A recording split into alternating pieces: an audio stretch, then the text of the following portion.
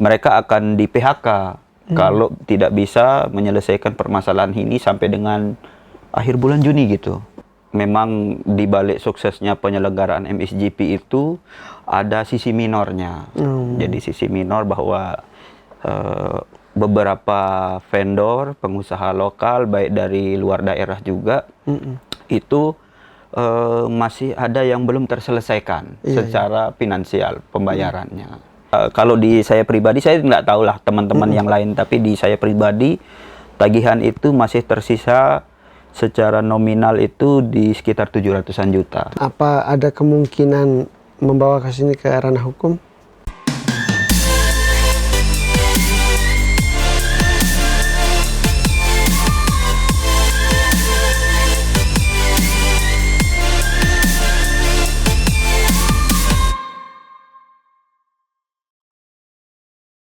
Halo Tribuners, jumpa lagi di acara Trilogi, Tribu Lombok, Dialog dan Inspirasi.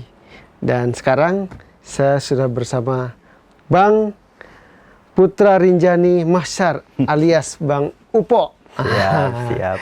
Salah satu pengusaha muda lah ya di Alhamdulillah. di Kota Mataram yang sama ini banyak berkiprah di event organizer Bang ya. Ya, Sudah malang melintang event. Ya. Selamat datang Bang di studio kami ini. Siap.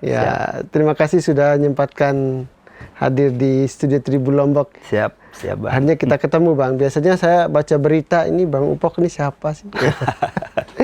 Tribuners, Bang Upok hari ini hadir katanya ingin curhat ke Tribu Lombok ya. Bener Bang Upok ya pengen curhat? Ya, kita sharing-sharing lah. Sharing-sharing lah. Ya. Sharing-sharing. Ini ada apa Bang Upok? Mau curhat ke Tribu Lombok? Ya, ini apa? Tapi nanti dulu dijawab. Siap. Ya, Tribuners, kita tahu penyelenggaraan NTB ya, terusnya menjadi disebut-sebut sebagai tuan rumah banyak event internasional ya. Betul. Ada MotoGP, ada motocross atau MXGP, kemarin GT World Challenge di sirkuit Mandalika Bang ya. Ya. Dan itu tentunya menjadi harapan besar bagi masyarakat NTB, terutama pelaku-pelaku usaha yang lokal di sini, yang bergerak di bidang event organizer, teman-teman vendor. Sangat senang tentunya dengan ada event ini Bang ya. Kita sambut dengan positif. Itu kita berterima kasih sekali dari program pemerintah pusat, pemerintah daerah.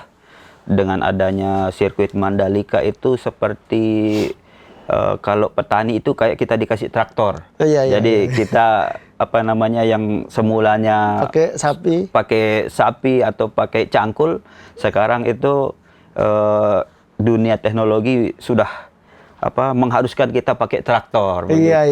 Banyak lebih cepat lah impact dari pariwisata itu, banyak impactnya itu ke dunia usaha kami. Ya pastilah beberapa dengan banyak event tentu teman-teman makin banyak aktivitasnya. Alhamdulillah. Tapi yang kita bahas kali ini katanya Bang Upok punya cerita nih. Cerita apa nih yang pengen dibagi ke Ya, akhir-akhir ini memang lagi saya baca itu soal MXGP itu katanya teman-teman untung banyak itu. Waduh. Itu berbanding terbalik dengan fakta di lapangan. Iya. Kalau itu megah sekali 2 periode itu MXGP. Nah, Bang Upok juga terlibat di situ ya? Saya dari MXGP pertama di Pulau di Sumbawa di Samota itu sudah ikut kerja. MXGP kedua alhamdulillahnya dapat peran yang lebih besar lagi. Sampai dengan MXGP ketiga juga dapat peran juga. Ya, selain kami menjalani usaha, kami juga seperti sangat bangga sekali putra daerah kami bisa bekerja dengan orang internasional di event-event internasional.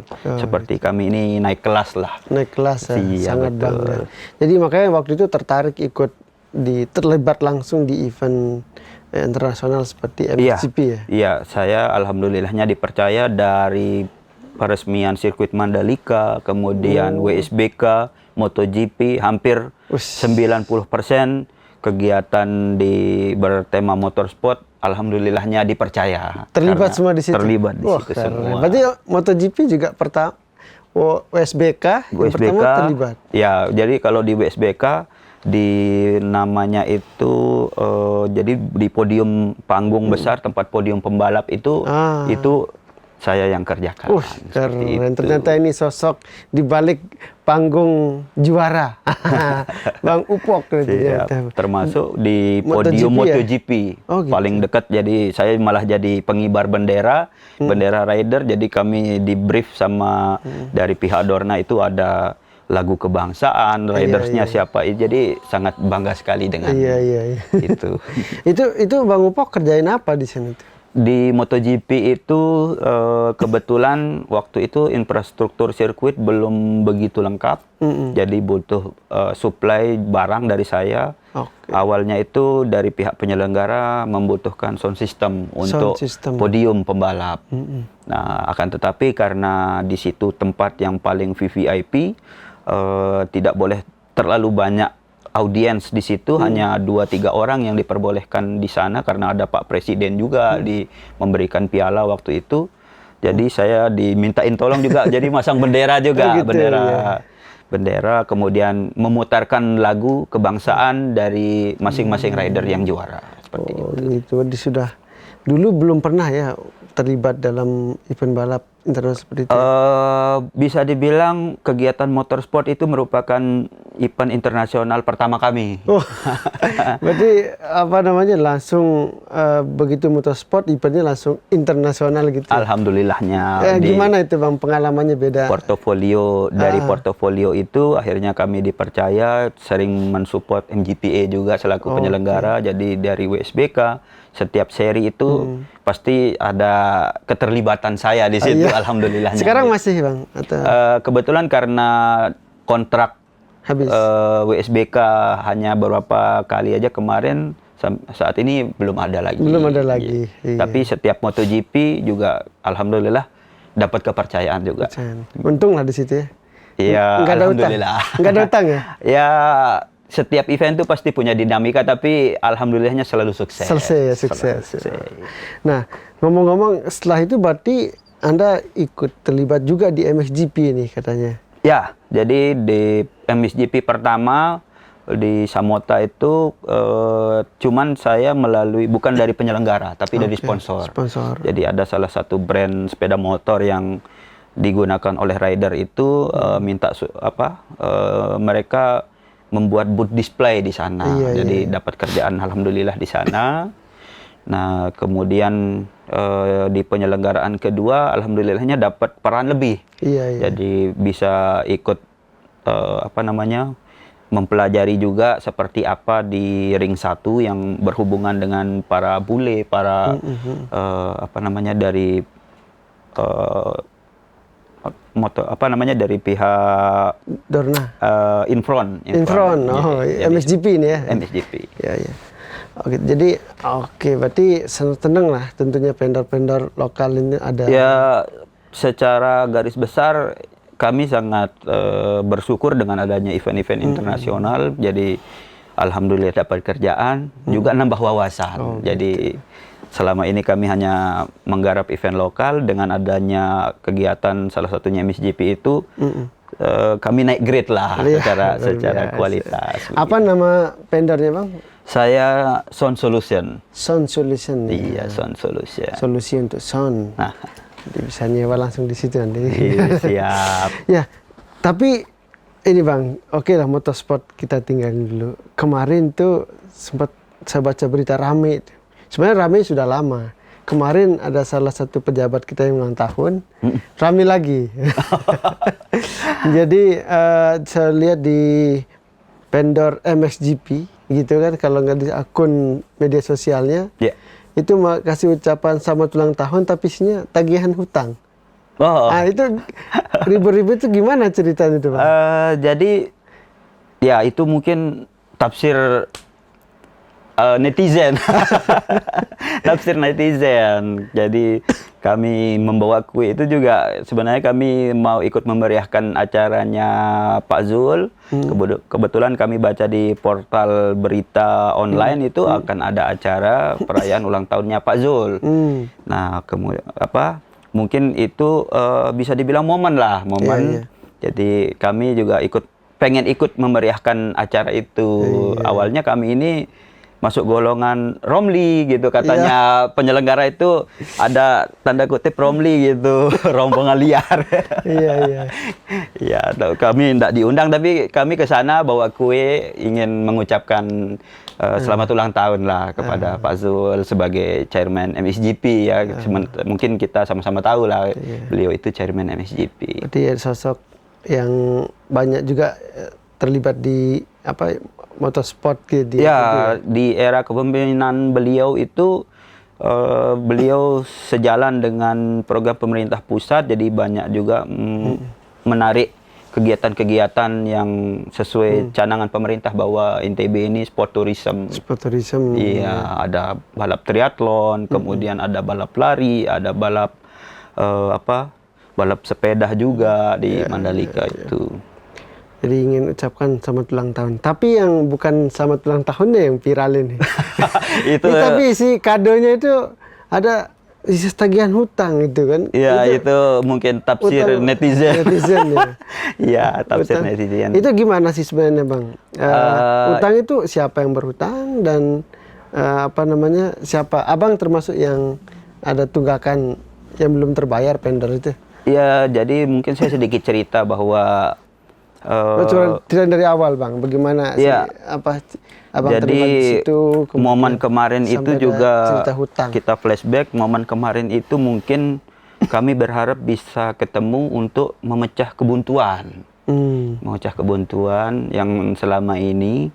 Jadi memang di balik suksesnya penyelenggaraan MXGP itu ada sisi minornya.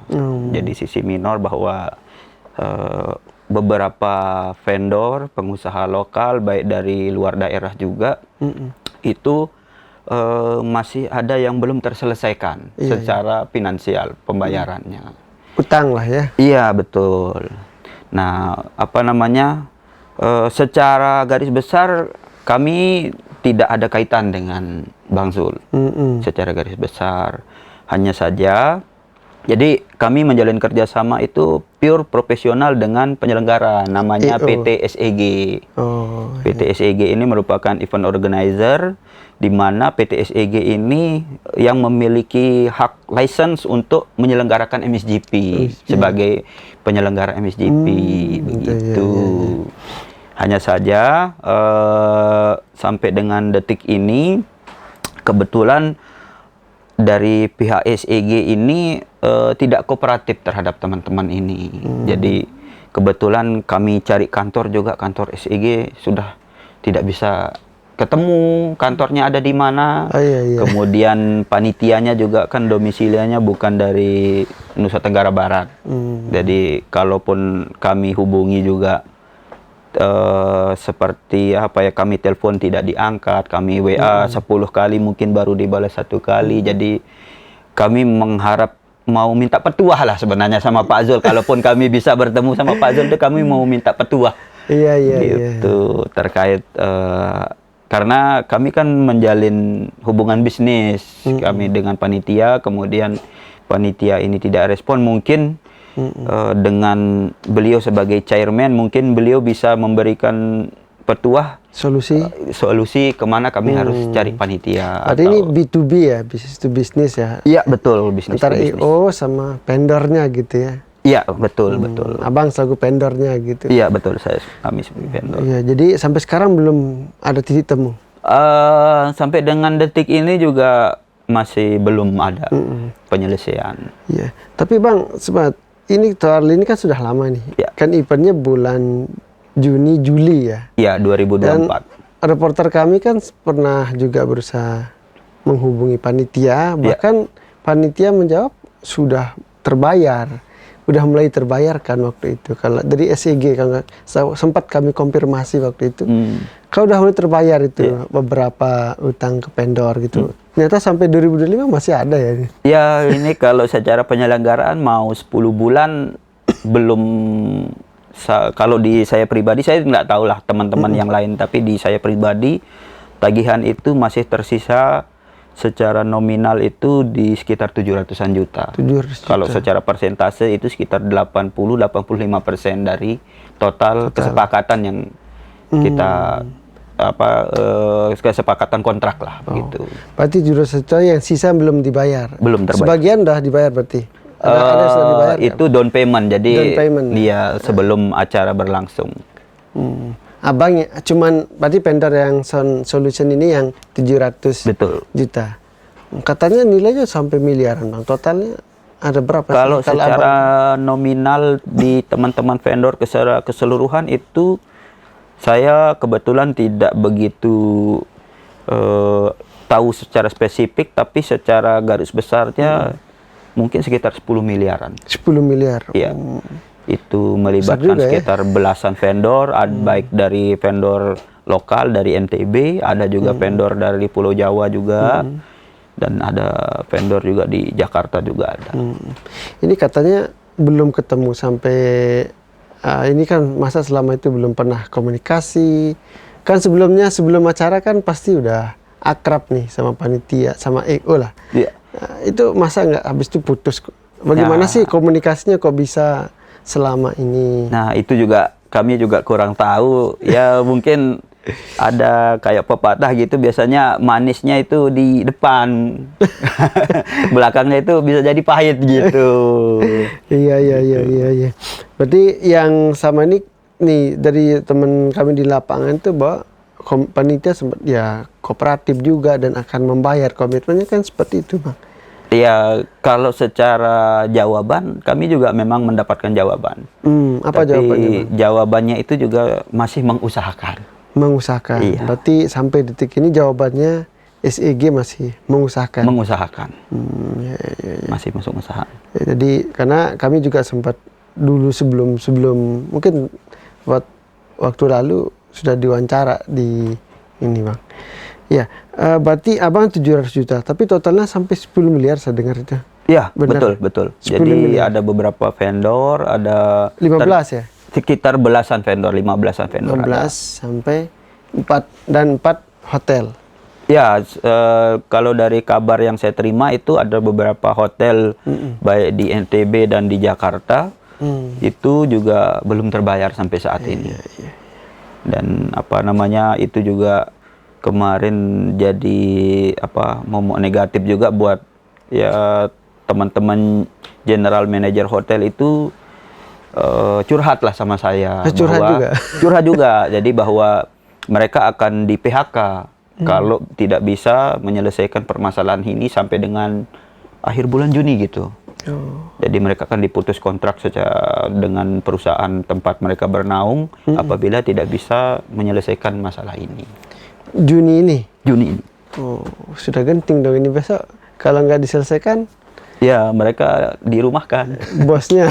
Iya, bos hotel. Ada general manager, ada sales manager gitu. Mungkin secara finansial kalau hotel mungkin ya mereka perusahaan besar lah bang ya.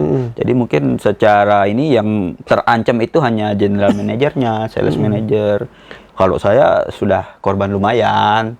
Lumayan. Dampaknya gimana bang? 700 juta bagi vendor ya akhirnya banyak aset yang harus saya relakan untuk menanggulangi. Maksudnya relakan itu jual, gadai atau apa? Saya jual. Aset apa aja itu? Kendaraan, kemudian equipment barang juga saya jual juga. Mobil operasional, alat kerja juga saya jual. Totalnya tuh? Kalau secara kerugian mungkin hampir 500-an juta lah. Itu abang jual mobil, jual alat apa, sound systemnya dijual? Alat sound system juga iya, jadi speaker segala macam ya. Ini kayak refleks bertahan hidup lah bang. Jadi 2018. Jadi 700 juta nilai itu sangat memukul ya untuk pengusaha. Sebagai seorang pengusaha pasti domino efeknya besar. Besar. Ya? Kami tidak bisa bayar cicilan, akhirnya asetlah yang kita jual untuk membayar cicilan. Kemudian THR karyawan itu sebagai sudah tanggung jawab kami. Ya bulan puasa kan mungkin Abang juga tahu bahwa di dunia entertain ini kan kita ikut puasa Bang kalau bulan puasa. Iya. Tapi namanya tanggung jawab kami sebagai pengusaha, gaji, kemudian THR kami harus tetap berikan sama karyawan dan ya sebagai bentuk tanggung jawab kami harus berikan THR. Saya kebetulan menaungi 25 orang. 25 orang. Iya. Di timnya. Sekarang masih bertahan, Bang?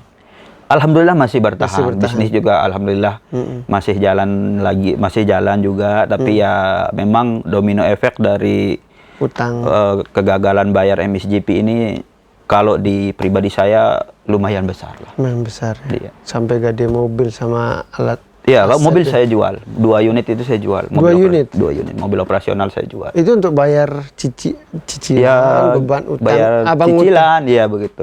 Operasional perusahaan juga? Iya, kemudian di kegiatan, kalau kita mau sangkut pautkan dengan MSGP, karena penyelenggaraan itu skalanya besar, kemudian bekerja dengan internasional, ya kami selaku vendor menjaga kualitas, kemudian kami juga nggak maulah jadi bahan perbincangan penyelenggara bahwa di Indonesia ini ada kegagalan terkait equipment segala macam, jadi kami upgrade barang segala macam demi kegiatan mulusnya lancarnya kegiatan MSGP.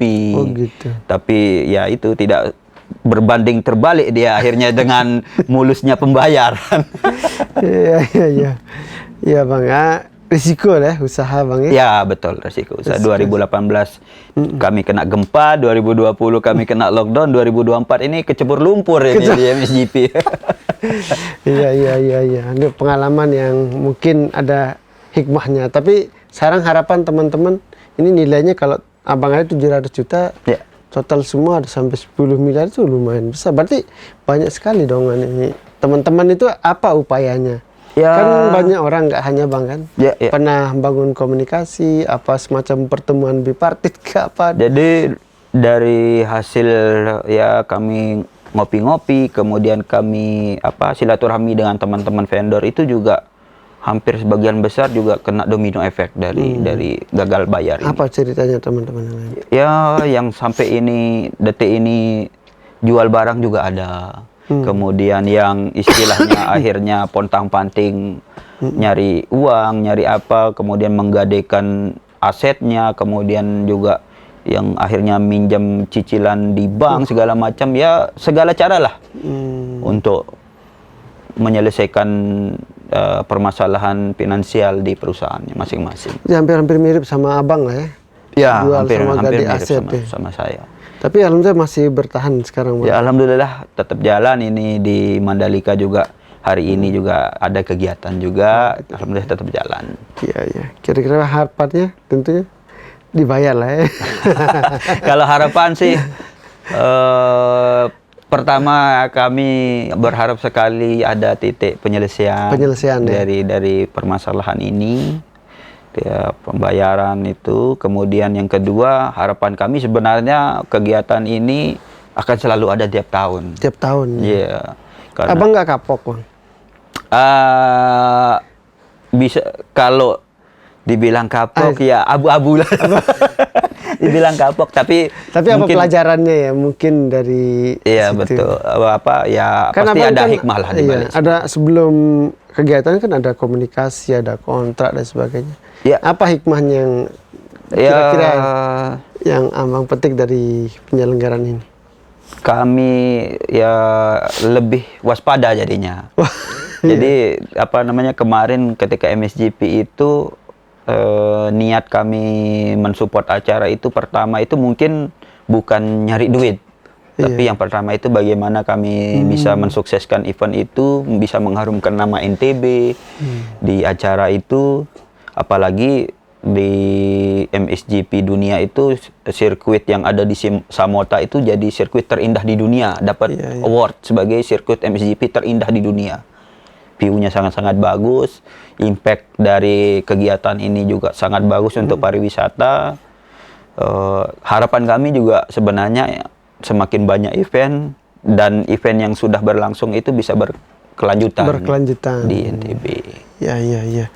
Nah, sebenarnya abang juga selaku vendor pengusaha lokal sangat bangga ya dengan. Ya, sangat bangga bisa ikut berkontribusi lah untuk ya. mensukseskan event ini.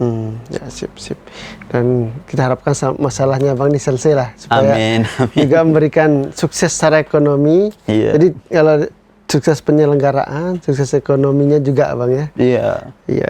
Ya, bisa saya bilang itu dari semua vendor MXGP, vendor-vendor yang belum terbayar ini kami menghidupi hampir 1.000 kepala. Jadi dari saya aja 25 orang anak buah yang ya bisa hidup dari kerjaan seperti ini. Abang, terakhir ini kan upaya saya lihat masih mentok ini, belum ada ketemu solusinya. Kira-kira apa yang akan Anda lakukan ke depan ini? Ini dalam apa yang sudah dilakukan, dan termasuk ini juga salah satu upaya Bang, speak up Bang. Jadi apa namanya, kalau upaya sebenarnya kami tetap mengedepankan itu apa ya bahasanya, mungkin kita baik-baik lah menyelesaikan ini sebagai semoga apa namanya dari panitia bisa menyelesaikan ini secara kekeluargaan lah sebenarnya. Karena kami menjalin kerjasama ini dengan pihak swasta, PT SEG. Apa namanya, kami juga sangat berharap panitia lebih kooperatif. Lebih kooperatif, bisa memberikan kami kepastian, bisa memberikan kami jaminan terkait pembayaran. Karena sampai detik ini dua hal itu pun belum bisa kami terima terkait terminnya. Apa ada kemungkinan membawa kasus ini ke ranah hukum? Sebenarnya berat sih ya, kita kayak sudah jatuh tertimpa tangga lagi gitu. Jadi kami sudah apa namanya kena musibah seperti ini, kemudian kami harus untuk menagih hak kami harus berupaya hukum itu. Waduh, sebenarnya kalau kami tetap mengedepankan kekeluargaan. Selesai secara baik-baik lah. Jadi tidak ada niat menjelekkan orang lain lah gitu ya?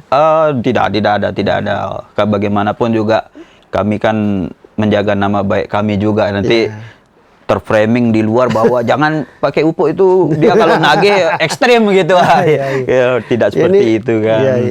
Jadi istilahnya memang ya jaga iklim bisnis itu. Iya, betul. Siap. Kalau dibayar sudah selesai lah sebenarnya.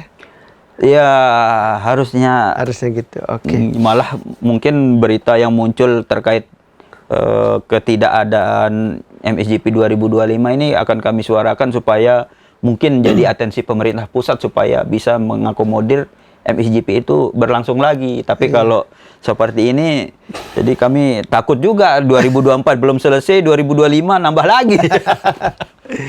Iya Bang, oke Bang. Ya, harapan ke depan untuk event-event motorsport di NTB apa Bang, selaku pengusaha lokal?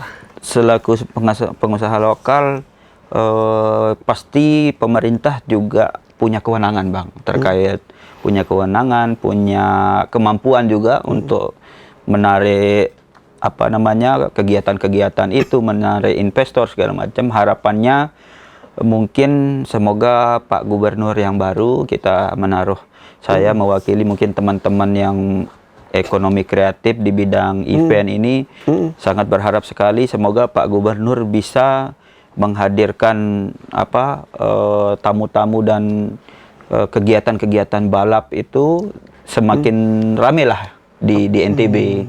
Apalagi katanya sekali sebulan, target satu pekan sekali ada event gitu. Ya, itu karena bukan hanya kami selaku pelaku bisnis yang kena impact, UMKM juga sangat banyak yang terkena impact, di mana sekarang setiap ada konser, setiap ada event pasti ada F&B di situ, ada jual beli makanan di pengusaha-pengusaha UMKM di NTB. Oke Bang, kita harapkan event-event berikutnya makin sukses dan masalahnya tentu segera diselesaikan, Bang, Amin, ya. amin, amin. Biar bisa napas lega itu, utang-utang bisa selesai. Iya. Baik, Tribuners, itu dia ngobrol-ngobrol asik kita sama Bang Upok. Siap. Ya, semoga ada hal yang bisa dipetik dari situ. Kita jumpa di edisi trilogi berikutnya. Assalamualaikum warahmatullahi wabarakatuh. Terima kasih, Bang. Siap.